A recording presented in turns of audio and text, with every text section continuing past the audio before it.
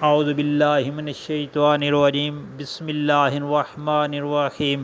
السلام علیکم پیارے بہن بھائیوں، حضور نبی کریم صلی اللہ علیہ وآلہ وسلم کا خوبصورت بیان۔ تین خوش قسمت لوگ، یعنی یہ وہ تین خوش قسمت لوگ ہیں جن میں یہ تین کوالٹی پائی جاتی ہیں۔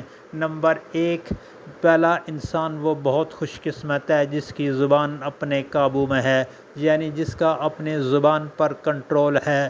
بولنے سے پہلے وہ سوچ لیتا ہے کہ میں نے کس طرح بولنا ہے، اخلاق کے دائرۂ کار میں بولنا ہے۔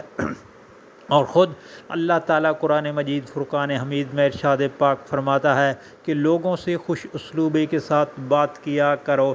نمبر دو، دوسرا انسان بہت خوش قسمت وہ ہے جس کا گھر کشادہ ہو، یعنی جس کے دروازے اپنے رشتہ داروں کے لیے کھلے ہوں اور اپنے رشتہ داروں سے تعلقات قائم کرے، اور جس توڑنا چاہے بھی تعلقات تو اس کو چاہیے کہ ان سے تعلقات کو جوڑے۔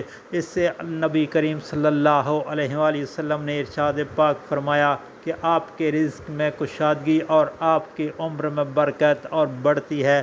نمبر تین، تیسرا انسان وہ ہے جو اپنے گناہوں پر روتا ہے، یعنی اپنے گناہوں پر نادم شرمندہ ہوتا ہے۔ اللہ تعالیٰ اس سے بہت راضی ہوتے ہیں، خوش ہوتے ہیں۔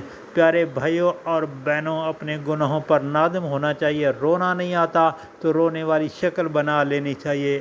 اللہ تعالیٰ ایسے انسان کو بہت پسند کرتے ہیں۔ پیارے بھائیوں اور بہنوں، یہ تین کوالٹیز ہمیں اپنے اندر پیدا کرنی چاہیے۔ اللہ تعالیٰ سے دعا ہے نبی کریم صلی اللہ علیہ وسلم کے فرمان پر عمل کی توفیق عطا فرمائے، آمین۔